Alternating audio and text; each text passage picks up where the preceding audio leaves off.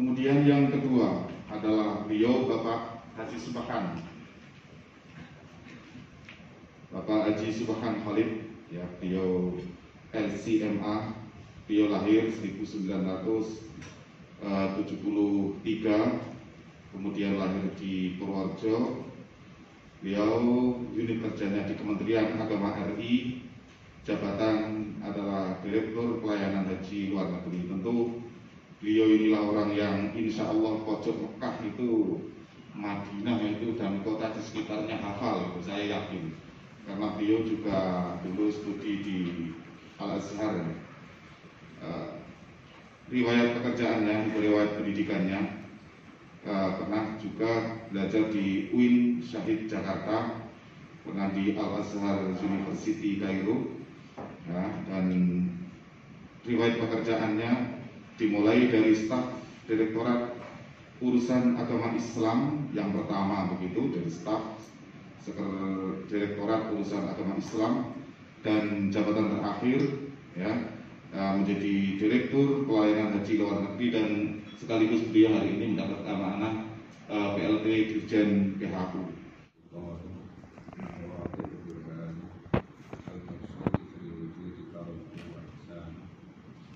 Asyhadu an la ilaha illallah wahdahu la syarika lah, asyhadu anna sayyidana Muhammadan abduhu wa rasuluh. Maka sama-sama kita hormati Bapak Kiai Pemuda, anggota Komisi 8 DPR RI, yang sama-sama kita hormati Bapak Kiai Saidun. Beliau ini pakar juga di dunia kemasyarakatan, utamanya adalah haji dan umroh. Pak Kepala Kantor Kementerian Agama Kabupaten Pemalang, para alim, para ulama, Pak Kiai, Unyai, hadirin hadirat rahimahullah. Alhamdulillah pada kesempatan pagi menjelang siang ini saya dapat sowan di hadapan Bapak Ibu sekalian dalam rangka dereke Bapak Kiai Pemuda untuk membincang hal-hal yang menjadi tema pembicaraan di masyarakat, utamanya bagi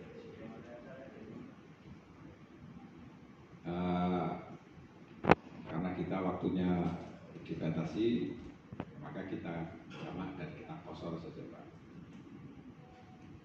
Melanjutkan sedikit tadi yang disampaikan oleh Pak Kiai Pemuda terkait dengan kesiapan pemerintah untuk menyelenggarakan ibadah haji sejak 2020-2021. Itu pemerintah sangat siap. Buktinya Bapak Ibu sekalian bisa dicek di lapangan.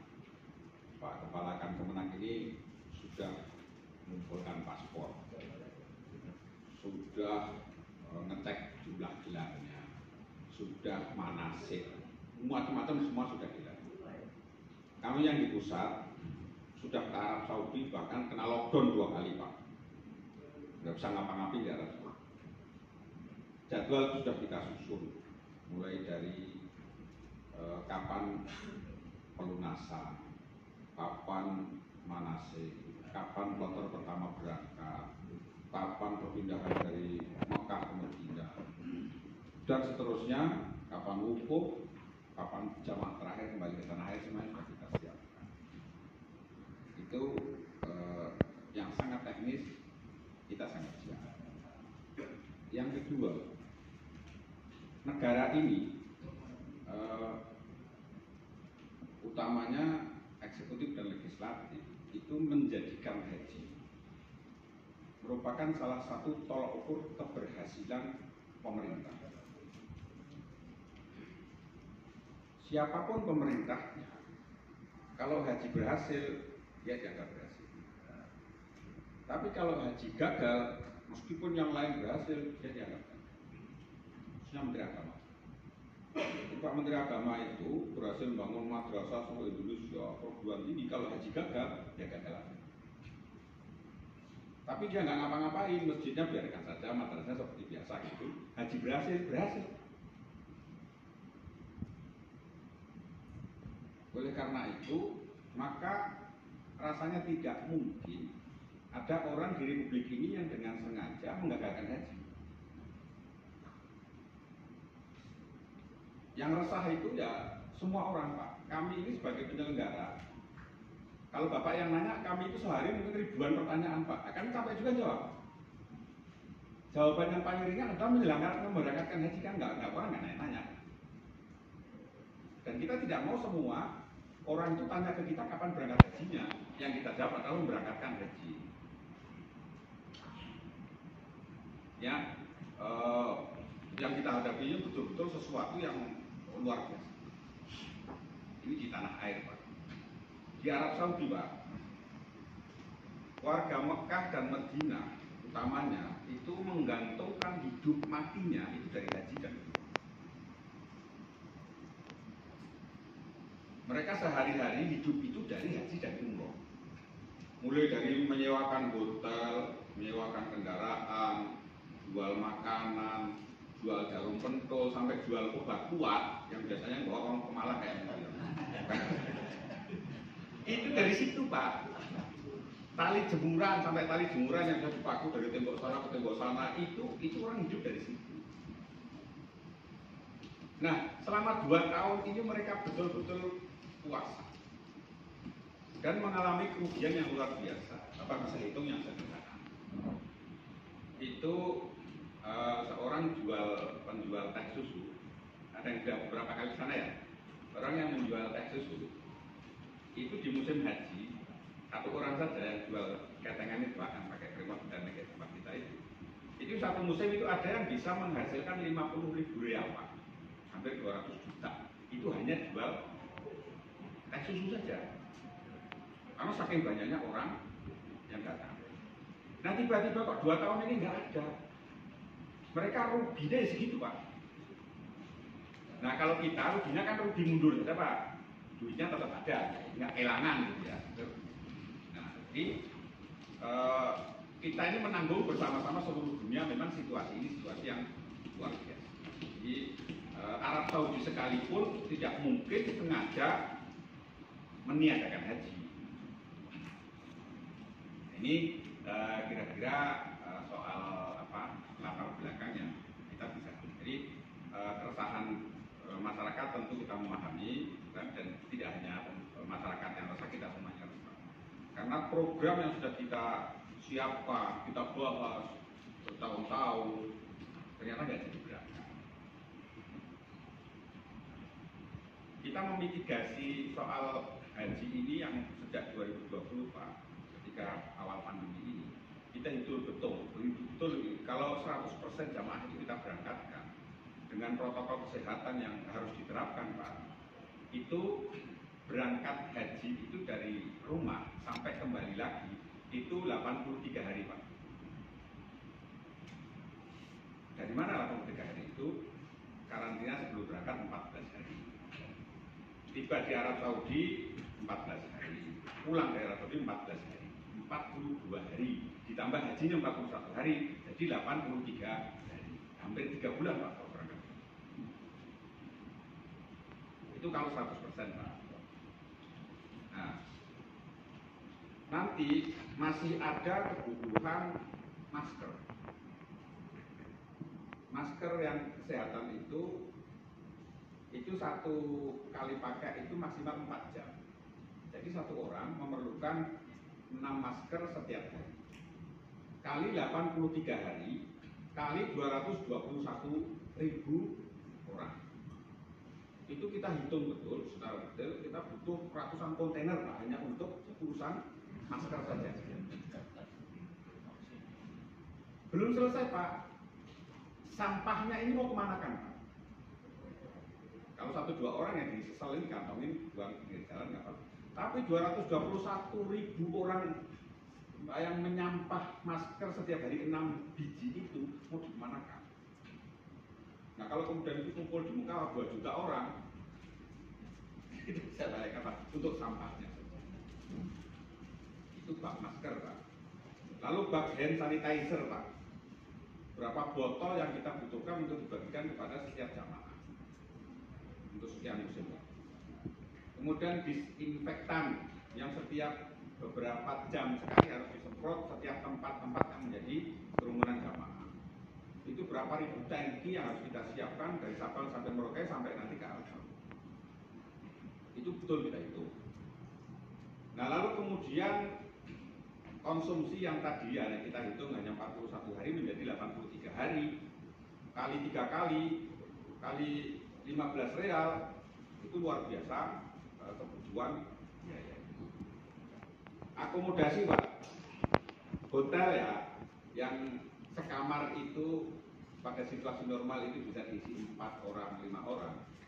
Itu dalam situasi pandemi hanya boleh maksimal 2 orang. Jadi kalau biasa dibayar 4 orang, hanya ditanggung 2 orang kan tentu menjadi lebih mahal. Pesawat Pak, pesawat itu terakhir hanya boleh setelah kita nego-nego tadinya 50%, akhirnya bisa boleh 70%. Tapi tetap bayarnya 100%. Nah ini dari sisi biaya Pak. Nah, belum dari sisi teknis. Satu kloter yang 400 orang Pak, itu Bapak kalau di Mekah atau di Medina, ketika datang ke hotel dengan barisan yang sangat ketat rapat, itu kita membutuhkan waktu tidak kurang dari 2 jam untuk menaikkan jamaah dari bis sampai ke kamar-kamar.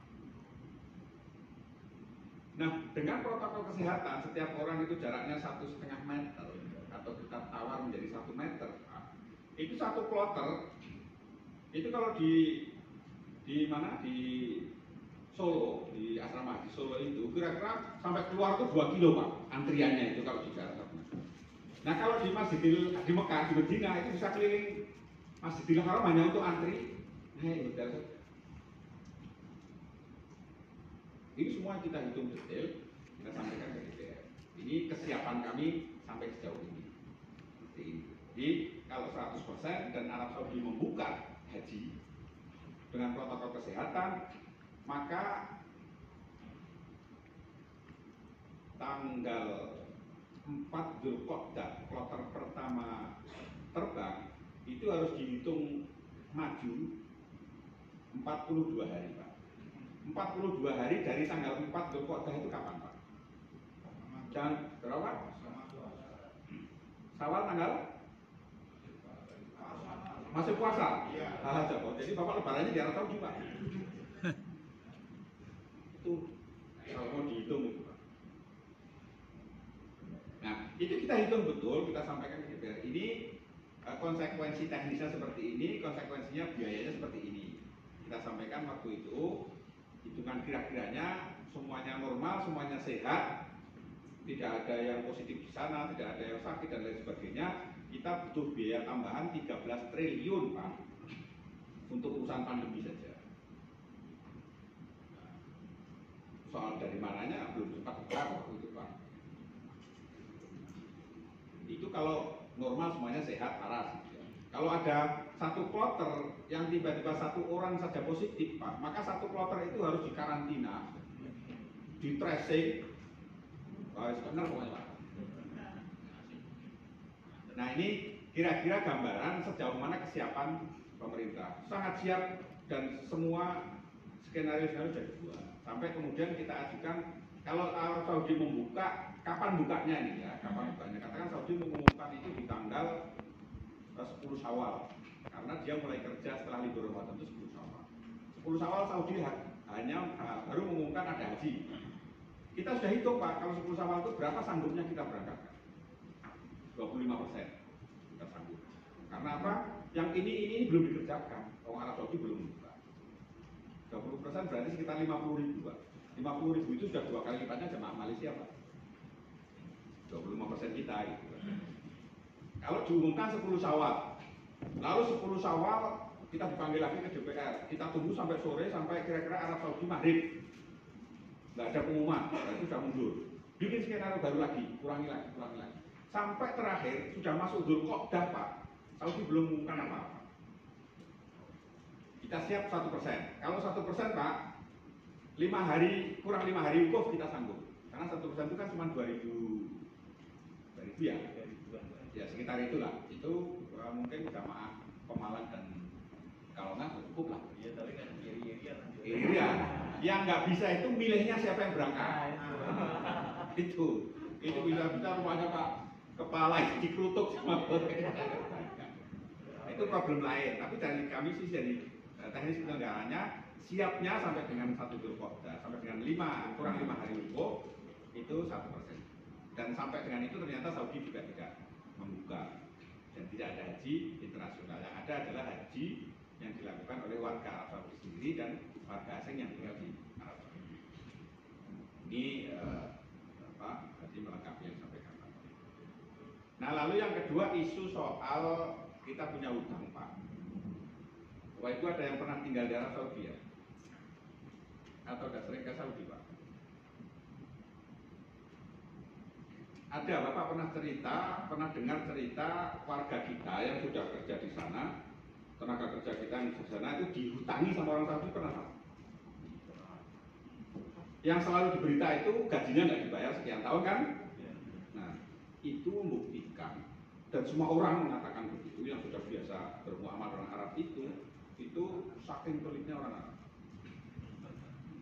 Nah, saking pelitnya orang Arab itu dosanya itu diminta aja nggak boleh Pak. Apalagi dihutangi uangnya. Nah, saya akan kasih bukti yang Bapak Ibu sekalian bisa cek. Apa itu?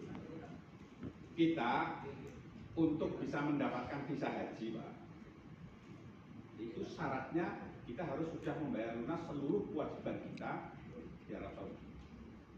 Mulai dari penerbangan, akomodasi, konsumsi, transportasi, Arafah Mina dan seterusnya.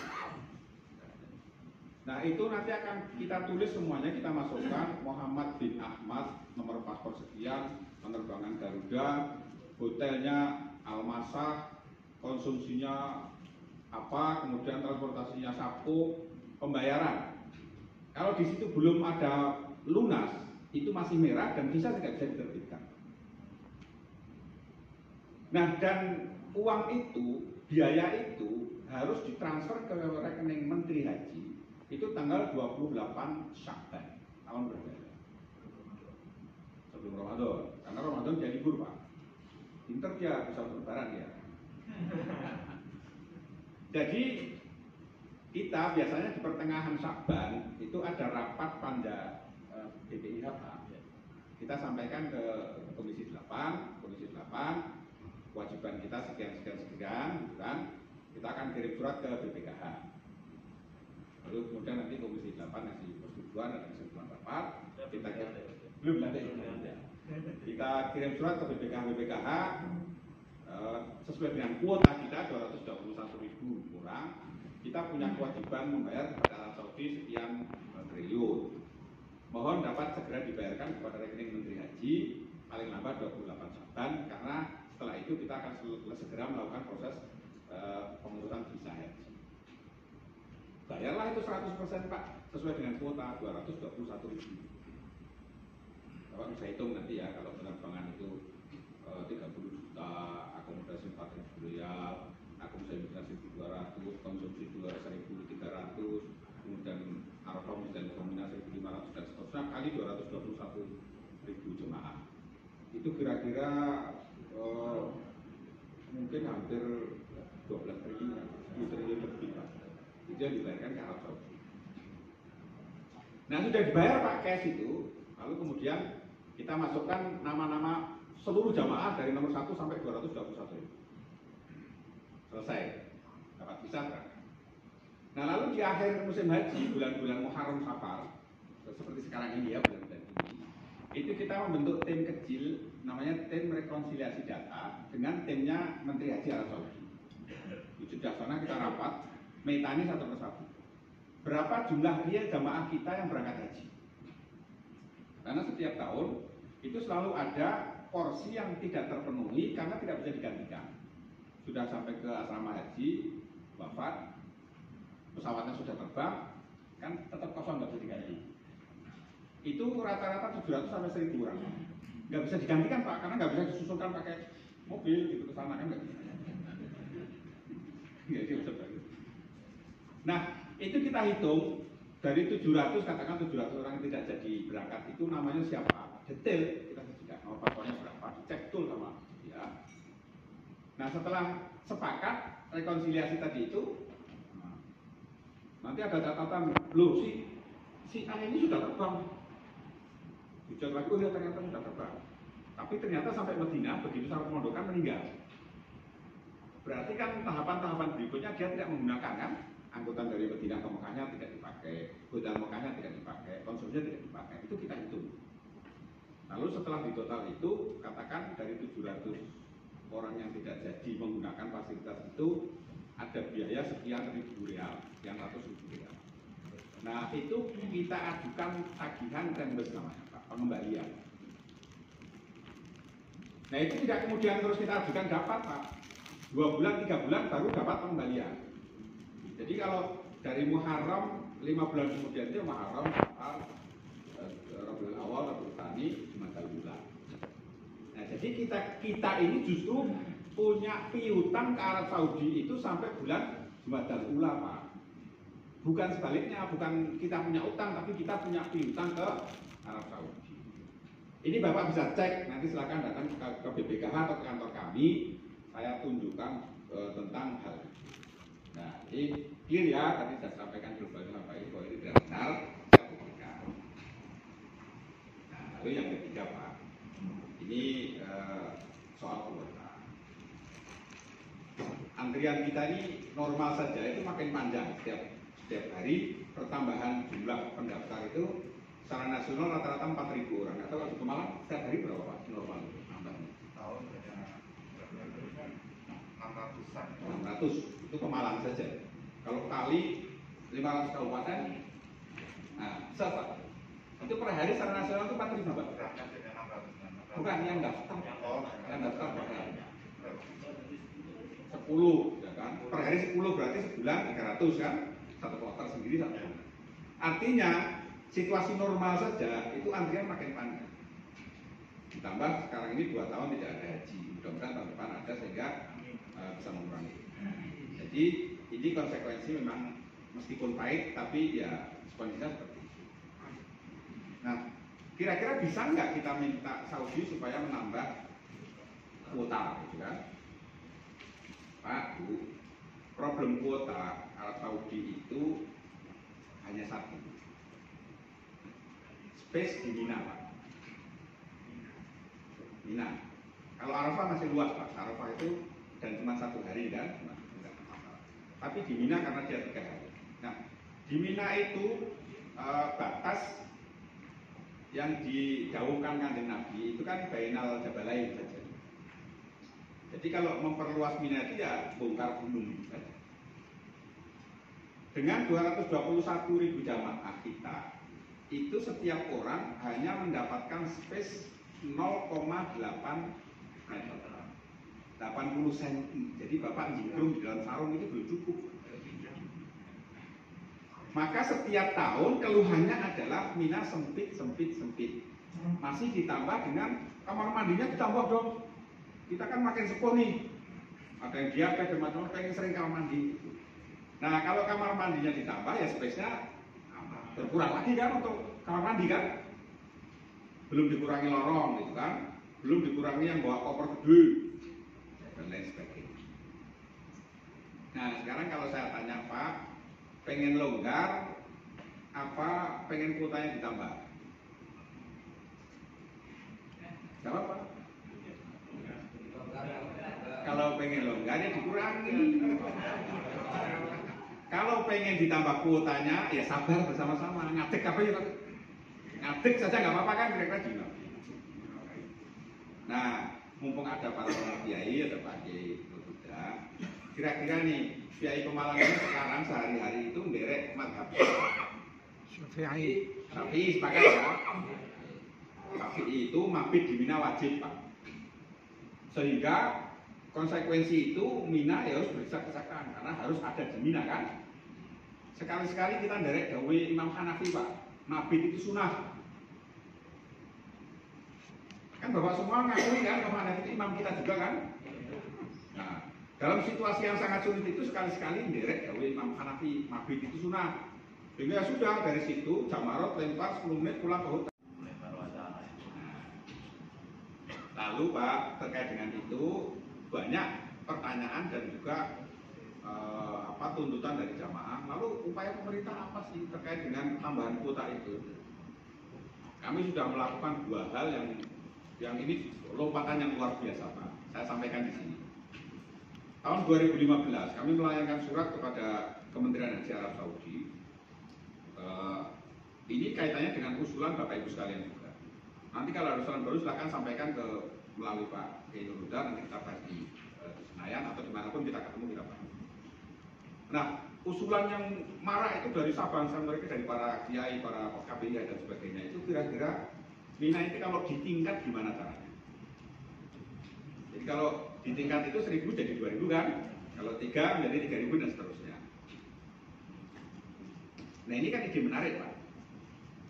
Setelah kita diskusikan, kita bahas macam-macam, kita layangkan surat ke Arab Saudi. 2015, 2018 kita dipanggil untuk membahas itu dan sekaligus memberikan jawaban terkait usulan kita. Saya sampaikan begini, kami sudah membahas dan mendiskusikan usulan Indonesia terkait upaya meningkatkan kualitas layanan ibadah haji khususnya di Mina dengan melakukan pembangunan Mina secara vertikal. Nah ini usulan menarik, tetapi ada 2 problem yang kami hadapi dan sampai hari ini kami belum bisa menemukan jalan keluar. Apa itu? Yang pertama problem syar'i. Problem syar'i Pak ya. Jadi sebagian besar ulama dunia yang kami hubungi, kami diskusikan terkait usulan ini, itu berpendapat bahwa mabit di Mina di bawah atap permanen itu hukumnya tidak sah. Itu sebagian besar ulama berpendapat seperti itu.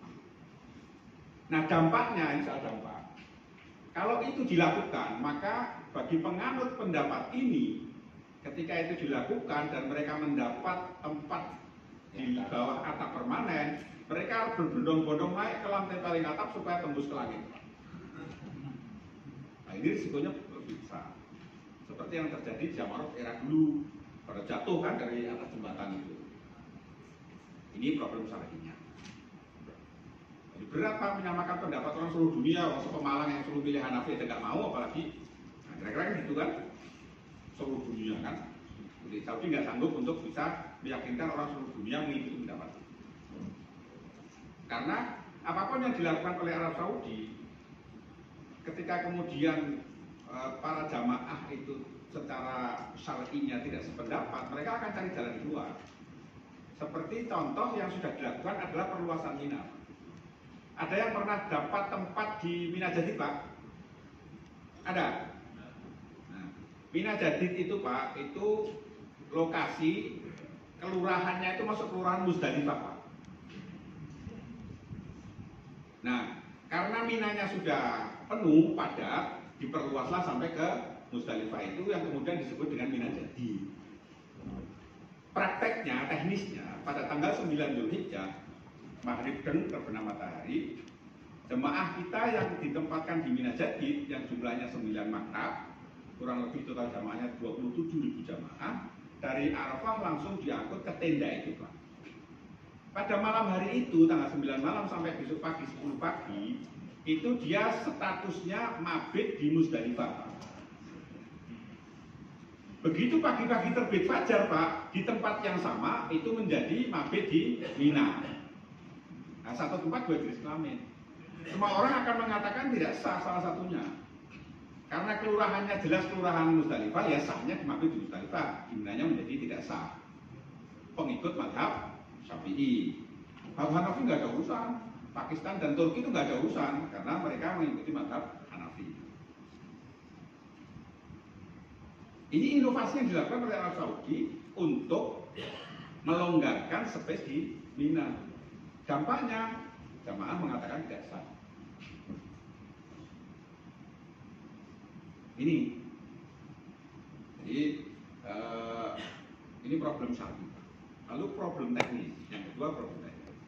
Untuk membangun Mina seluas itu dengan bertingkat 2 atau 3 itu butuh biaya yang luar biasa.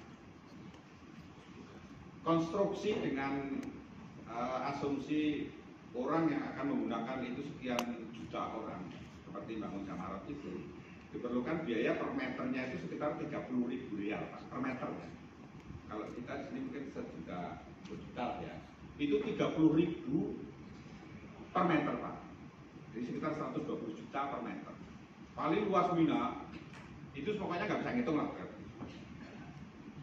Nah itu lalu kemudian sudah ditawarkan ke para investor Arab Saudi yang kaya-kaya itu sampai ke negara-negara Teluk, itu nggak ada yang mau Pak, bukan nggak ada yang sanggup, nggak ada yang mau.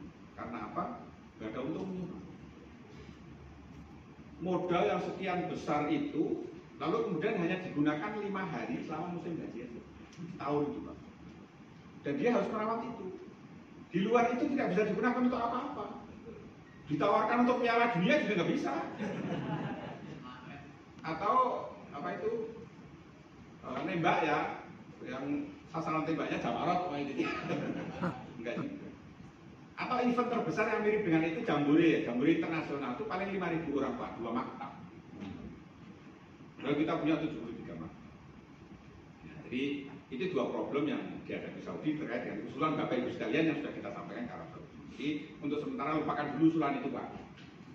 Ya, kita sudah meneruskan usulan Bapak Ibu sekalian, sudah dijawab dan problemnya kita sudah tahu. Nah yang kedua setelah kita dapat jawaban itu, kita kemudian mencoba membuat skema-skema kira-kira jemaah haji itu asalnya dari dunia itu dari mana saja. Kita petakan per benua Pak. Asia, Afrika, Amerika, Eropa, Australia. Nah, lalu kita bikin skema pola haji 5 tahunan Pak. Tapi kuota seluruh internasional itu kita ambil. Katakan 1 tahun kuota itu 2,5 juta Pak, seluruh dunia. Ya kita hanya dapat 221.000 itu, totalnya 2,5 juta Pak. Nah, kita bikin skema itu kita ambil setahun itu Indonesia atau Asia saja. Di dalamnya ada Indonesia. Berarti 2,5 juta itu hanya untuk jamaah haji Asia. Yang lain libur. Kalau 2,5 juta itu dibagi dengan negara-negara ASEAN ya, ada macam-macam itu kira-kira kita bisa dapat 2 juta, anggap 2 juta. Berarti kalau 2 juta itu 10 kali lipat ya 1.000% dari jamaah kita lah anggap. Berarti kita bisa memajukan 10 tahun kan begitu Pak. Betul ya? Tapi kemudian kita libur 5 tahun nanti Pak. Tapi masih untung Pak, libur 5 tahun, majunya 10 tahun kan masih untung Pak. Betul ya? Nah, itu satu. Yang kedua Pak, cara ngakali Arab lagi nih. Nanti ketika Eropa, Amerika, dan Australia, muslimnya akan sedikit Pak. Nanti kita seselin di sana. Nah, ini cara ngakali Arab, ini skema yang